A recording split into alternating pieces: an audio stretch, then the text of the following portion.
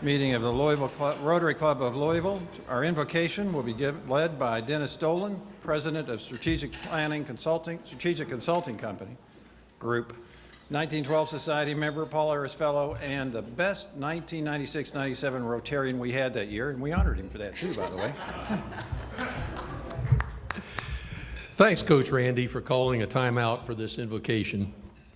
There's a painted sign reading, "Play like a champion today," affixed to the tunnel entrance to Notre Dame's football stadium. Tradition has it that football players touch the sign before taking the field. Our invitation today is based upon the sentiments of the university's President Emeritus, the Reverend Theodore Hesburgh, in reference to that sign. Please bow your heads with me. Heavenly Father, as Rotarians, we have come to hear about two of our state's favorite football teams. Regardless of our favorite team, we give thanks for this opportunity to show sportsmanship-like conduct to others gathered here. We thank you for your precious blessings of life, energy, health, and friendship. In sports and in life, help us to be both a worthy competitor and also a peacemaker. Help us to play hard and always remember to respect our competitors and thank them for helping us grow.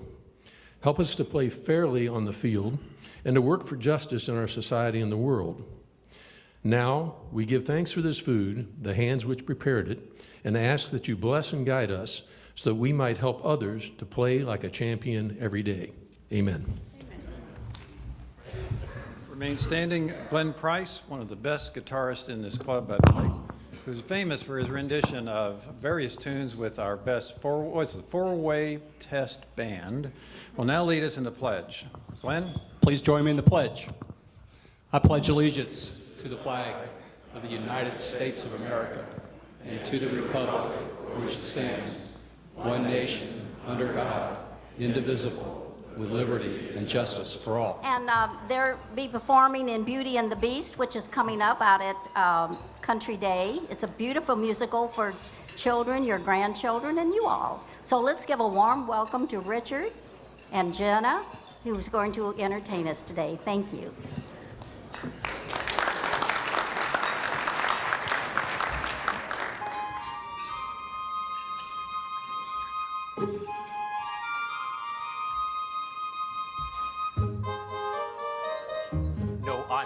Nor you, no family ever saner, except one uncle who, well, maybe let that pass. In all you say and do, you couldn't make it plainer. You are your mother's daughter, therefore you are class. So I should just accept I'm simply not like them. They are the common herd, and you can take my word. You are unique, crème de la crème.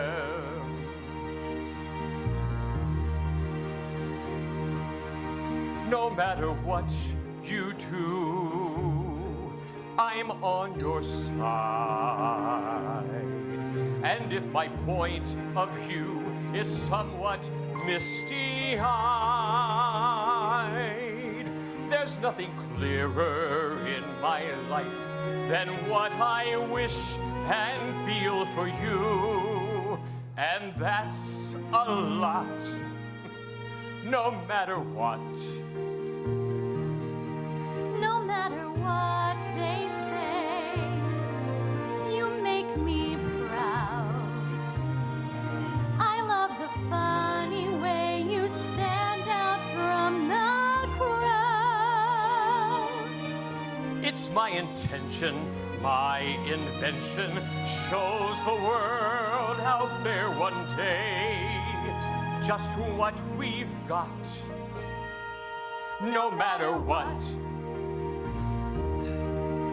Now some may say all fathers just exaggerate, That every daughter's great. You are. And every daughter tends to say her father's tops. She pulls out all the stops to praise him, and quite rightly.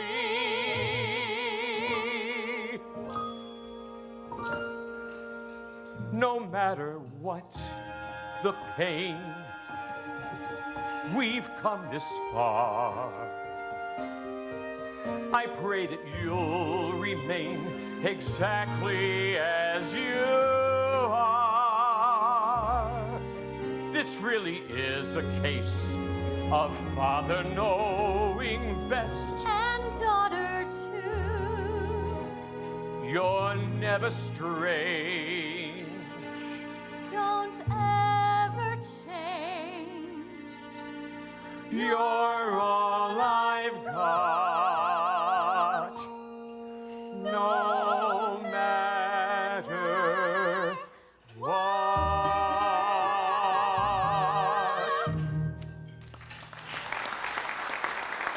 Next is Greg Braun, the owner of Made in Louisville, a 1912 Society member and the 2011-12 Rotarian of the Year, who's going to talk to us about jazz in the garden. Thank you, President Randy. I'm here to talk about a couple things. First, in your Sparks, you'll notice we've got a new section called That's Entertainment, and that is the Entertainment Committee's planning of the events over the next year, which leads me to our next Rotary Night Out, which will be at Boone Gardner's farm out in LaGrange. Matt Gardner has graciously donated his facilities. They've got a butterfly garden, they've got a petting zoo. We're going to set up Rob Nickerson's jazz band to play from 6:30 to 9:30, and we're going to have beer, mixers, and wine. The jazz, Red Pepper is going to do catering in a picnic-style catering fashion, all for $25 a person. That's a pretty good deal. Think about it. I mean, yeah, thank you for someone clapping. I mean, we're trying to keep our prices down low. So we've invited and we've gotten acceptances from other Rotary clubs, LaGrange, South Oldham, and Prospect. So it's going to be a great event. It's the 24th from 6:30 to 9:30 at Boone Gardner. If you need information about location, how to get there, etc., you can always click on the That's Entertainment section in your Sparks. And as Debbie always says, your check payment is your reservation, correct? So August 24th, see you then. Making an introduction today is someone who's become a national celebrity. He's been on CNN last week, recently he's been on National Public Radio. He's our own member, Bill Lamb. He's the president and general manager of WDRB TV and WTMYO television. If you recall, not too far in the distant past, he came to us and talked about some of the great lessons he's developed over time in leadership, and actually has published a book. That book has gone national. And just in the next few days, he'll be speaking before the annual meeting of the Tennessee Broadcasters Association. So it's a real pleasure to have Bill in our club, and real pleasure to have Bill here introducing our guest speakers.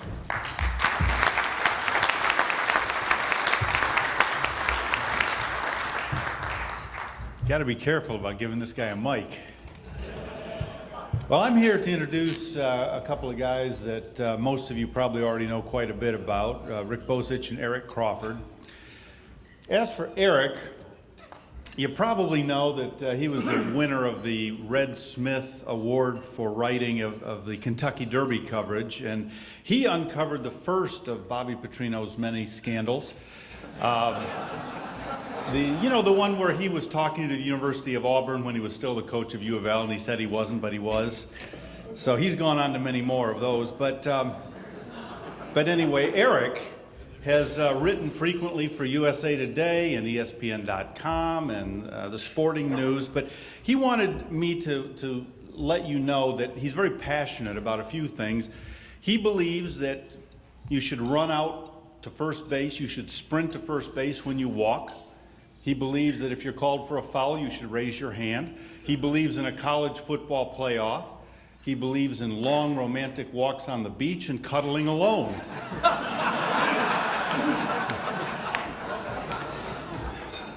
It's an odd fellow, but that's what he believes. Now, I don't have to tell you much about Rick Bosich either, that he's covered 31 of the last 32 Final Fours. 15 Super Bowls, 11 World Series, 3 Summer Olympics, or that he was voted into the U.S. Basketball Writers Hall of Fame in 2009, and that he was a basketball correspondent for Sports Illustrated for 20 years. But he was in the newspaper business, so you didn't see him much. And so I just want to tell you, I can attest to this, that since he left the Courier-Journal, he dresses much better. And with a little help from Botox and a tummy tuck, he looks better too. So, ladies and gentlemen, please join me in welcoming two of my favorite guys in the wide, wide world of sports, Rick Bosich and Eric Crawford.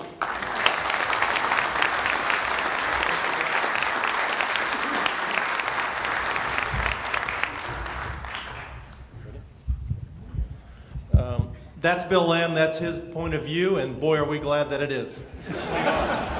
This is going to be a challenge, sound-wise, Sharing the because mic? you're not of regulation height. No. But we're very glad, yeah, so that's the problem. I just wanted to share, to start off, one thing. This is our 5th stop in the last 2 weeks. I went to Hoover, Alabama for SEC Football Media Day. I was one of the guys in the crowd about this large, crowded around Johnny Manziel holding my flip camera, trying to lean in and ask him a question about, why'd you really leave that Peyton Manning passing camp? Eric went to the White House with U of L. I went to Chicago last week, ostensibly to watch the White Sox, but I did stick my head into Big Ten football media days for a few hours just because I can't help myself.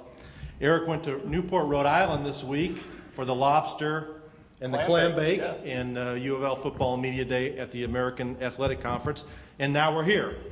And this is the list of all the local media outlets who were at all those events. WDRB.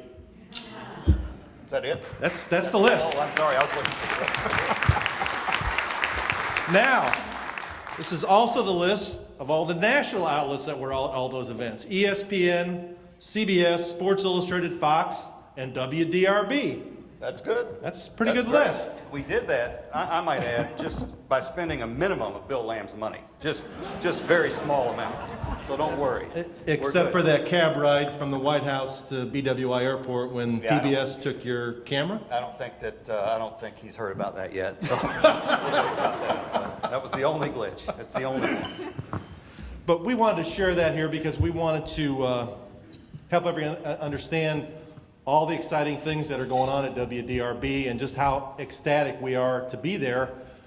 We are everywhere. We cover, people ask me about basketball. How many games have you usually go to? I usually used to go to 25 or 30. I went to 47 college basketball games last season, whether it was UK, U of L, IU, Western. We've been everywhere. We were everywhere during the football season. And that's what our game plan is. Yeah, I think it's a great thing, and I'll just say this right up front. I think it's a great thing for the town and the city because I think we're looking right now at news all over the country. The Cleveland Plain Dealer laid off 50 people yesterday, and television stations are in a difficult time. I'm grateful that we're making this effort right now, and I want to publicly say that to Bill and to everybody at WDRB because I think it's a great thing. Absolutely, and I got some emails from, one was titled, Rick, Get Off of My Lawn, Bozich. One was Rick, Oscar the Grouch, because I wrote a column this week about U of L and Charlie Strong and the core values of U of L football, which he has, comparing that to the recruiting, not real good on pronouncing that word. You know what I meant, right? You can write it. I know you can write it. I can spell it, I just can't say it. I'm still getting the TV things. part down. The core values, which are everywhere in the U of L complex, and I believe that Charlie Strong enforces them, likes them, preaches them. We've been very complimentary of Charlie Strong. He's done a remarkable job since he's been here. But two of the core values are no guns and no drugs. And the young man that they're thinking about taking has been dismissed from 2 different programs and with incidents involved with drugs and guns. And Eric and Steve Andrus asked the question up at Newport about whether they're recruiting this young man or not. And I've gotten a bunch of emails from U of L fans who are upset with me. And I know the way this works. If a guy is in trouble and your team is recruiting him, then you're going to help him out and you're going to rehabilitate him. If your opponent is recruiting him, they're taking another thug. And that's the way it works. If your team's doing it, it's okay. If the other team's doing it, he's a bad guy. But I've reflected about why that's important to me, and a lot of the reason it's important to me is because it's important at WDRB. And when Eric and I, 15 months ago, first decided in Project Vandelay. Yeah, something like that. Any of you all watch Seinfeld? Vandelay Industries, we're big Seinfeld fans. When we first started talking to Bill and Barry Fulmer, we didn't want anybody to know what we were thinking about doing, so when we were in the office, we'd say, Eric, did you hear from Vandelay Industries today? And nobody would know we were talking to WDRB. But anyway, when they first started talking, the very first conversation that we had down at between 6th and 7th and Muhammad Ali, which you need to come down and see the building, it's growing. We're a media company that's growing. We got a big addition coming to our building. And we talked to Barry, we talked to Bill, and, you know, be honest with you, we thought we'll go down there and talk to him, but nothing's going to come of this. We had talked in the past to WHAS and other stations, and they said, we want to talk to you about working at WDRB. And we thought, oh, what do you mean, we'll be on like Sunday night once a week or something? No, we want you to come work at WDRB. And I was like, really?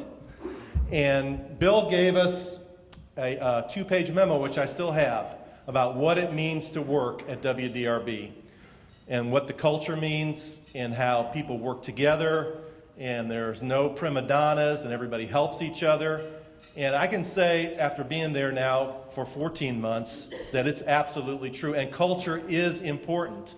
And I can just go down the list of Bill, Barry Fulmer, the news director, Jennifer Keeney, the assistant news director, Marty Hazel, the sales director, Tom Lane in sports, Sterling Riggs, and Candace Cliff in the morning, Mike Deaver on the web team.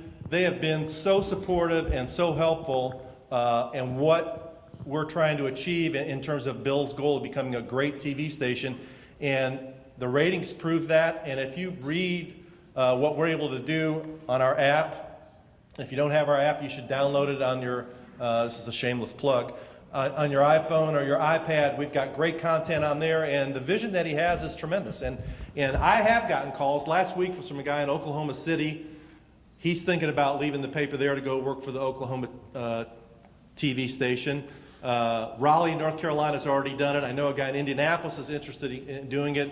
And Bill's been and Barry been on the cutting edge of trying changing this and the way the media format is moving. You forgot to mention the. I don't mean to dominate the mic here. You forgot to mention the dress code.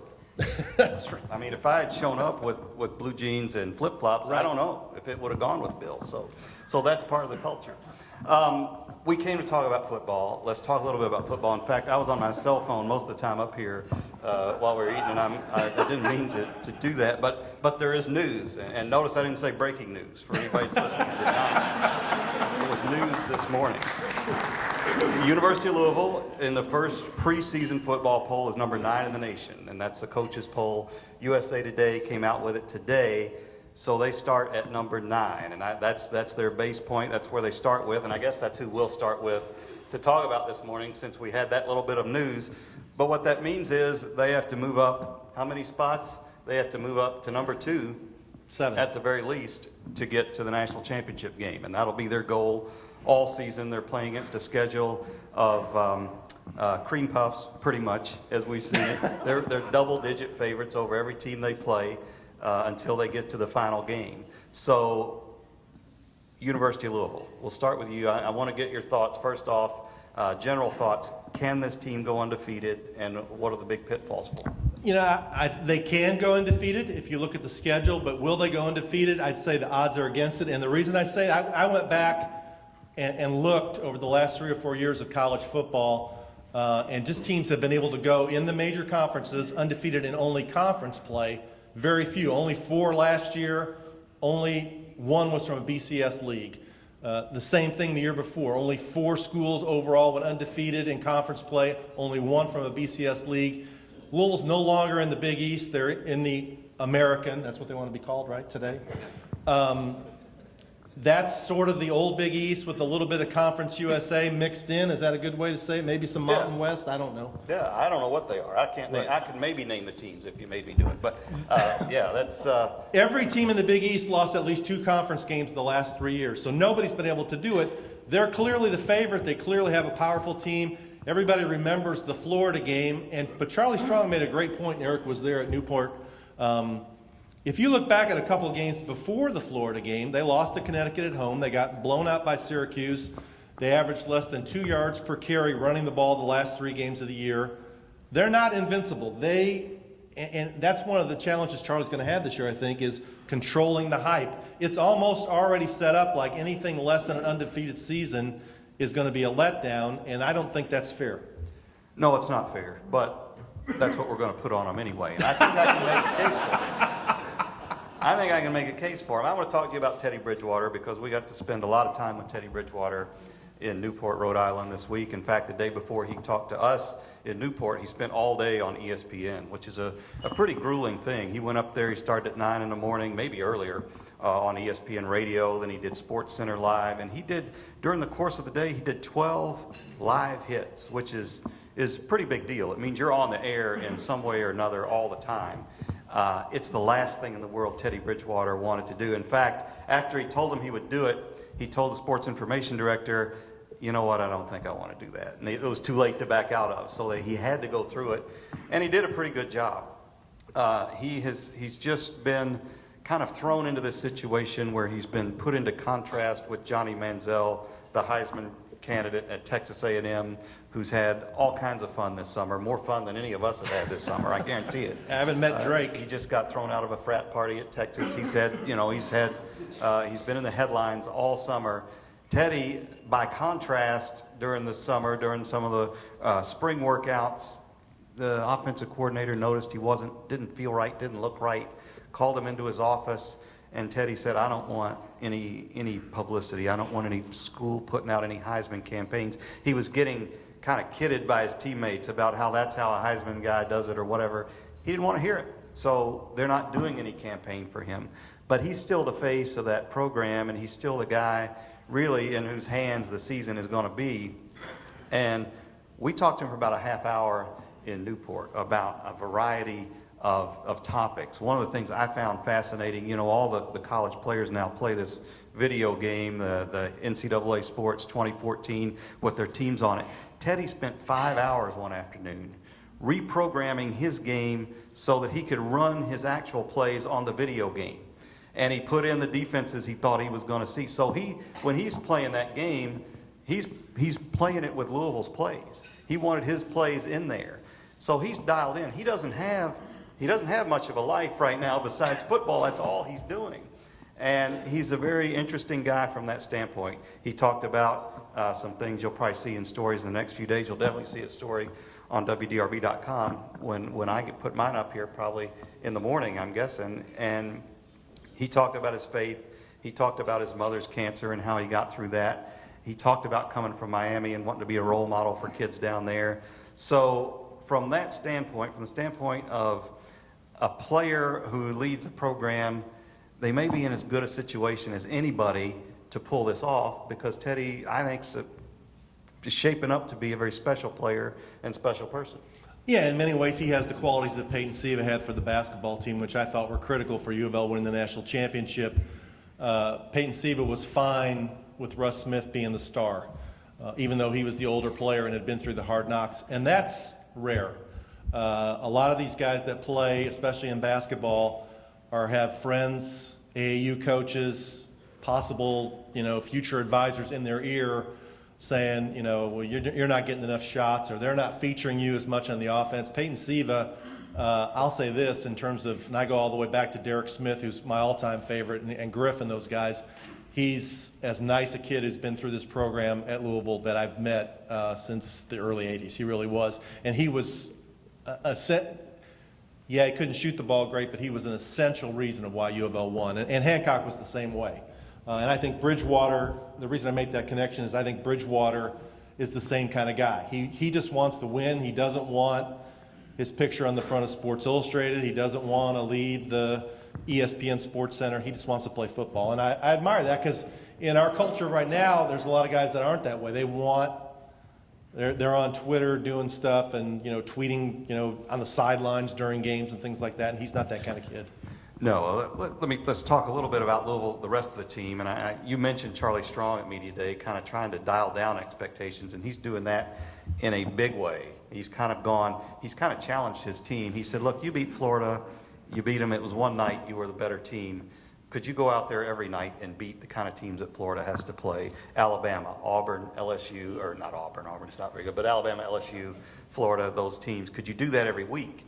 He's putting that question out there publicly because he wants his players to start thinking about the challenges. And in fact, when they get to camp, I believe camp begins on Tuesday, they probably won't hear any more of this good stuff. It'll be all bad stuff. Anybody who's picked against them, They'll find it. Rick Bozich, everything he said about them, how hard it is to go undefeated, they'll see front and center, and they won't see any more of this good stuff. But the reason everybody's so excited, if you look at their offense, they have running backs back. They have 4 good running backs already, whether or not they had this kid transfer from Auburn. They have Dominique Brown, who's a great running back. They have great wide receivers. They have Devontae Parker, who's back. They have Eli Rogers, who's back. They have guys who are new that you probably haven't seen before, who are maybe better than some of the guys returning, and they've got a guy like Michael Lee Harris, who was their leading receiver 2 years ago, coming back, and then they've got a guy named James Quick from Trinity High School coming in. We don't even know if he's going to play. We have to see if he's going to play. So they're pretty loaded offensively, and defensively, they're more experienced than they were a year ago. We don't know how much better they're going to be than they were a year ago, but we know that their offense is going to be good enough, or we think it is, against the teams they're playing to put pressure on the other team's offense. And if they can do that and start getting some margins in games, it'll make them able to kind of play defense a little more easily. So there's a lot of reason for optimism. I look more at teams as what are some things that could hinder them if Bridgewater got hurt, if there were some injuries that they had. I don't know that their depth is where they want it to be, but they're sitting on the edge of what could be a really great season, and everybody's just kind of holding their breath to make sure things go the right way. But I think every reason, all the optimism that you've heard about them is probably well-founded. It's just a question of, do they get those breaks? Because even a great team needs a few breaks. Yeah, I think the 2 questions will be real simple. One is how they handle how much they're going to beat some teams by, because Louisville not being in the SEC or the Big 12 or the Big 10, there are going to be people, especially national media people, who are going to doubt them because of the competition. So you wonder whether that will put pressure on Strong to make decisions of, winning games comfortably, because if they beat some of these teams in their league and they only beat them by a touchdown, they run the risk of dropping in the polls because they won't get credit for those games.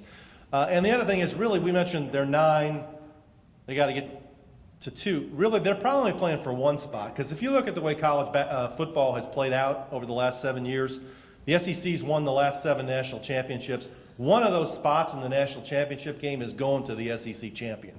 I think until the SEC loses a national championship game, one SEC team is going to be in that spot. So they're playing for 1 spot if they want to get to that BCS title game.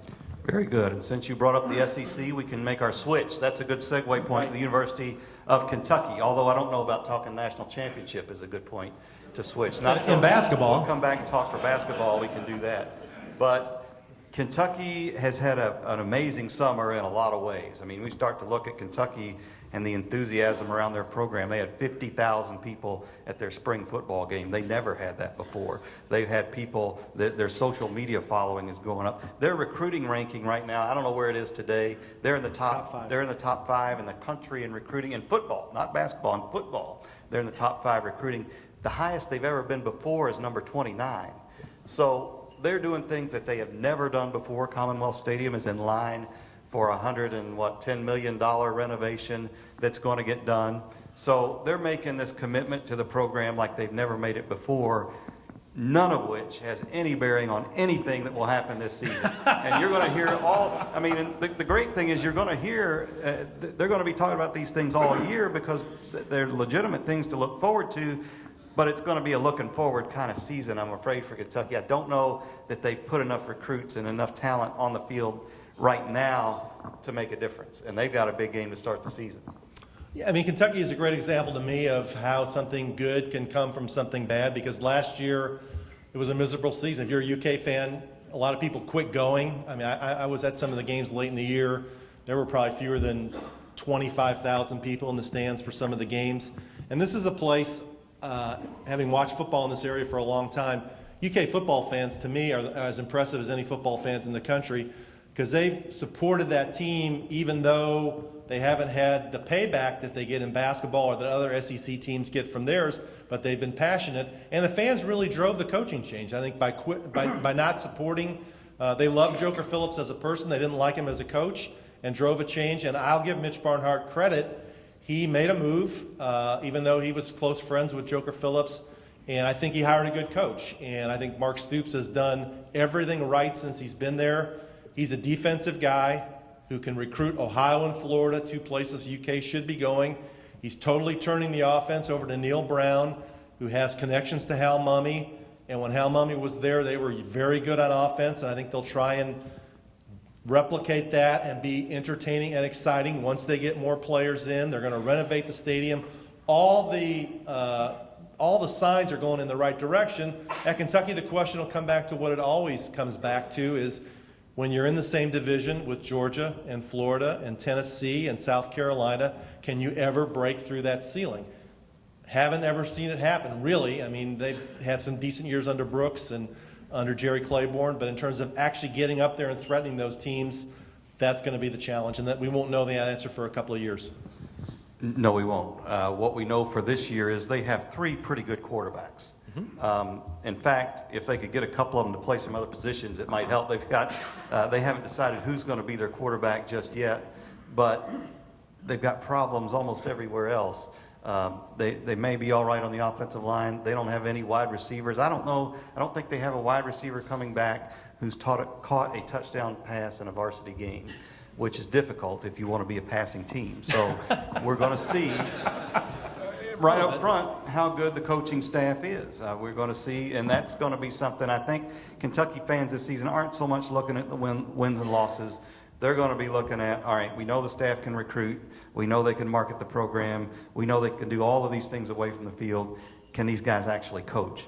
And I think they feel like they've got guys who can, especially with Neil Brown as offensive coordinator. He's been the offensive coordinator at Texas Tech. They've led the nation in offense or been close to it every year he's been there. The question is just, does he have enough players to make it work? And so I think it could be a very slow start for them, which isn't good because they play in their first game another big storyline in football in this state, which was Bobby Petrino coming back, your good friend, my good friend. Your good friend. Bobby really likes us. He loves us. Really loves us. But he knows football. Bobby's a great football coach, and he doesn't have the kind of talent that he's used to having in the SEC, but he's got enough to be scary this year. And his first 2 games are against Kentucky and Nashville and at Tennessee, or against Kentucky and Nashville and at Tennessee, that's right. And he's had all summer to kind of sharpen his claws for those games. If he were to win those first 2 games, he'd be one of the national stories in college football. He'd be a coach at LSU by October. And he might be.